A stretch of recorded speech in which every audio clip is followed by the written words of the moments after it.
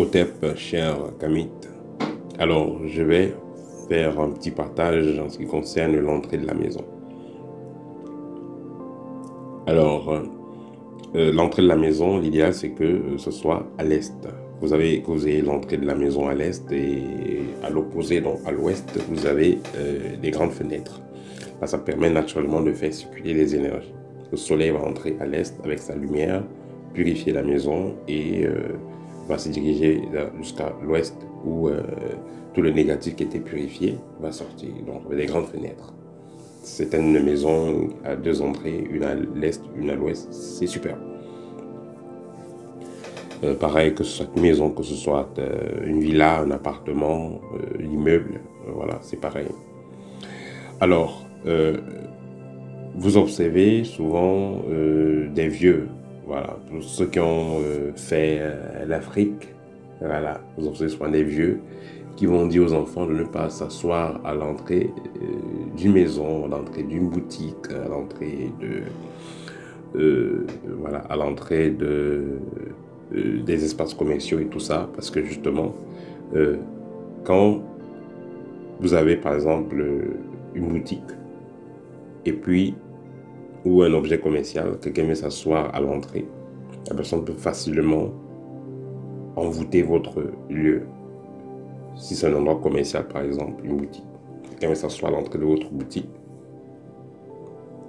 Si c'est quelqu'un de compliqué, il peut vraiment bloquer la clientèle ou voler votre clientèle. Donc, l'entrée, vous devez être rigoureux sur l'entrée de votre maison. Vous allez donc observer même certains commerçants.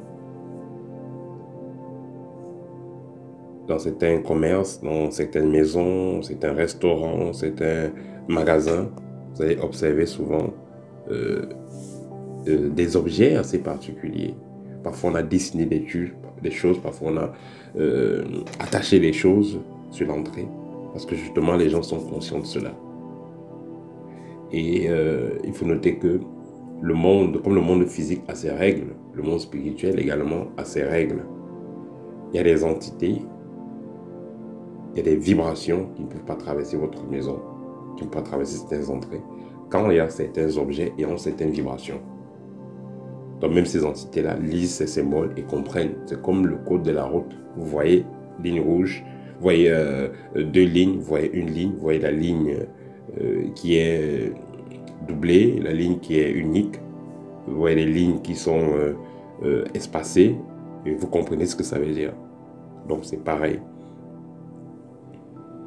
Vous allez donc constater certaines personnes à l'entrée de la maison, ils ont d'autres gens ont mis des statuettes ou des poupées, d'autres gens ont des symboles attachés, d'autres gens ont carrément des talismans, parce que justement, ils savent que l'entrée de la maison peut attirer, peut permettre, si c'est pas, l'entrée n'est pas préparée, ça peut laisser entrer n'importe quel type de vibration, tandis que si l'entrée est codée, c'est un peu comme vous voulez entrer dans une banque ou un endroit particulier, il y a le mot de passe. Donc ça ne laisse pas entrer n'importe qui. Donc, peu importe ce que vous faites comme activité, que ce soit une activité commerciale, que ce soit une maison ordinaire, il faudra que l'entrée de votre espace soit préparée à recevoir ou à laisser passer le type d'énergie que vous voulez et soit préparé à ne pas laisser passer le type d'énergie que vous ne voulez pas.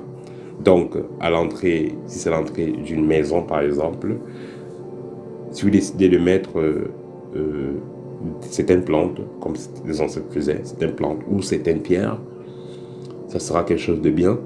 Mais également, il faudra que l'entrée de la maison ne soit pas touffue. C'est-à-dire que, voilà, mettre trop de chaussures à l'entrée de votre maison ou mettre la poubelle, comme c'était dans le fond, vous mettez la poubelle à l'entrée de la maison, vous mettez les vieux objets à l'entrée de la maison, tout ça, c'est pas du tout bien.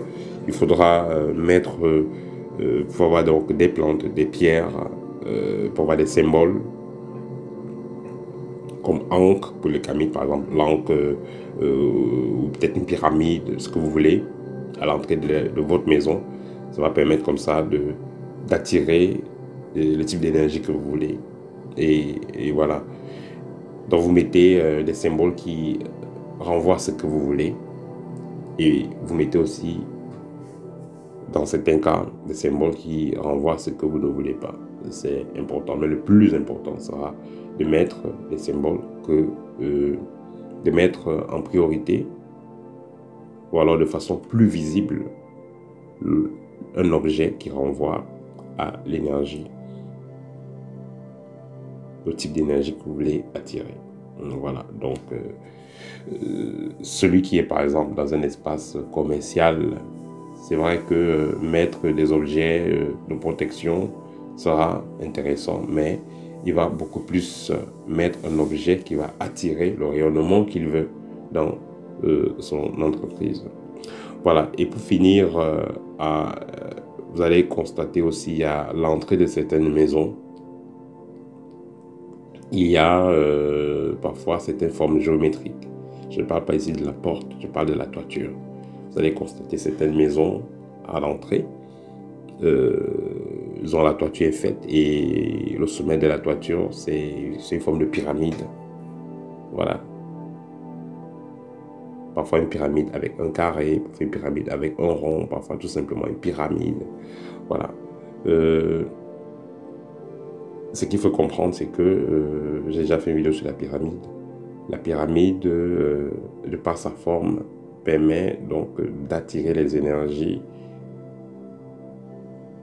environnantes pour les condenser pour le succès.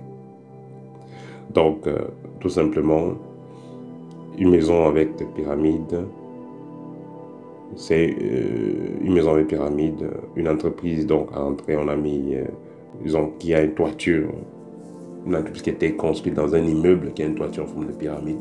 Tout ça aura donc pour but d'amplifier les énergies de rayonnement et de réussite. Voilà. Sans oublier que voilà, les couleurs aussi sont importantes en ce qui concerne l'entrée de la maison. Voilà, l'entrée d'un local, voilà, la couleur d'entrée, c'est très important. Tout ça va être lié, ça va dépendre de quel type d'entreprise ou alors de quel type d'énergie vous voulez avoir dans votre maison. Voilà. C'était tout pour cette petite vidéo. Voilà. Au TEP et à très bientôt.